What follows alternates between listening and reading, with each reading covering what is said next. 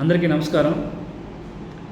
గడిచిన 2 రోజుల క్రితం వైఎస్ఆర్ కాంగ్రెస్ పార్టీ అధ్యక్షులు వైఎస్ జగన్మోహన్ రెడ్డి గారు ప్రెస్ మీట్ పెట్టి వైఎస్ఆర్ కాంగ్రెస్ పార్టీని గొడ్డల పార్టీగా భావించడం తప్పు, అది కరెక్ట్ కాదంటూ కూడా మరి ఆయన మాట్లాడడం జరిగింది. మా తాతయ్యని, మా నాన్నగారిని, మా బాబాయిని చంపింది తెలుగుదేశం పార్టీ అంటూ కూడా మరి ఆయన చెప్పడం జరిగింది.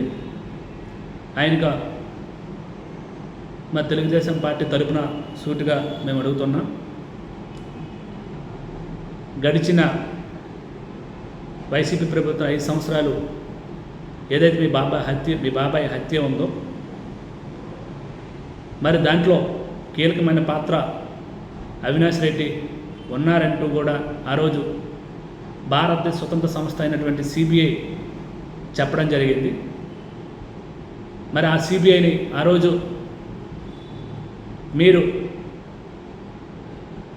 మీ ప్రభుత్వం సిబిఐని ఆంధ్రప్రదేశ్ రాష్ట్రంలో రాకుండా అడ్డుకోవడం కూడా జరిగింది.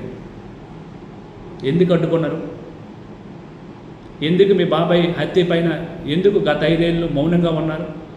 ఎందుకు స్వతంత్ర సంస్థను సిబిఐతో పూర్తిగా దర్యాప్తు చేసి నిజ నిర్ధారణలు ఎందుకు మీరు చేయలేదు? అది మా యొక్క ప్రశ్న.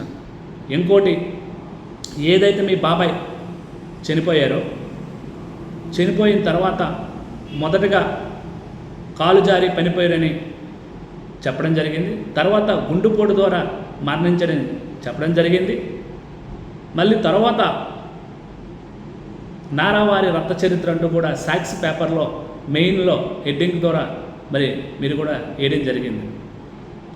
మరి ఆవిడ నిజంగా నారావారి రక్త చరిత్ర ఉంటే గత 5 ఏళ్ళు ఏం చేశారని అడుగుతాం. గత 5 ఏళ్ళు ఏమైనా మరి నిజంగా నారావారి రక్త చరిత్ర ఉంటే నిరూపించాలి కదా, ఎందుకు నిరూపించుకోలేకపోయారు? మరి అదేవిధంగా ఈరోజు మీ కార్యకర్తలు ఎక్కడ పడితే అక్కడ రేపు రాబోయే 2029లో మా పార్టీ అధికారంలోకి వస్తుంది, తప్పకుండా మధ్యాహ్నం 12 దాటిన తర్వాత రిజల్ట్ మరి వైఎస్ఆర్ కాంగ్రెస్ పార్టీ అధికారంలోకి వస్తుంది, ప్రభుత్వ అధికారంలోకి వస్తుంది. అప్పుడు ఒక్కొక్క తెలుగుదేశం పార్టీ కార్యకర్తల నాయకులకు రప్ప గంగమ్మ జాతరలో పొట్టేలు తలకాయలు నరికినట్టుగా నరుకుతానని మరి ఎక్కడికక్కడ శబ్దాలు చేయడం జరుగుతుంది.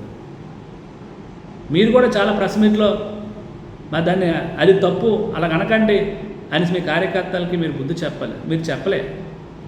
కాబట్టి దయచేసి ఇప్పటికీ ఎప్పటికీ మీ పార్టీ, ఎందుకంటే బాబాయిని గొడ్డలతో నరికింది ఎవరో మీకు తెలుసు, అందరికీ తెలిసిన విషయం, ఆంధ్రప్రదేశ్ రాష్ట్రం ప్రజలందరూ తెలిసిన విషయం. ఏదో మళ్ళీ చెప్పి సింపతి పొందుదామని చూస్తున్నారు. మా తాతయ్య, మా నాన్నగారు, మా బాబాయ్ అని. తెలుగుదేశం ఆల్రెడీ ఆంధ్రప్రదేశ్లో ఉన్న ప్రజలు గడిచిన 5 ఏళ్ళు ఏదైతే జరిగిందో తెలుసుకున్నారు. 2019లో ఆ సింపతి ద్వారా ఓట్లు వచ్చాయి. మళ్ళీ అదే సింపతి ద్వారా వాడి మళ్ళీ ఓట్లు పొందుదామని చూస్తున్నారు. ఎందుకంటే ఆంధ్రప్రదేశ్ ప్రజలు అంత అమాయకులు కాదు. ఇప్పటికైనా దయచేసి వాస్తవాలు మాట్లాడండి, అవాస్తవాలు ప్రజలు చెప్పకండి.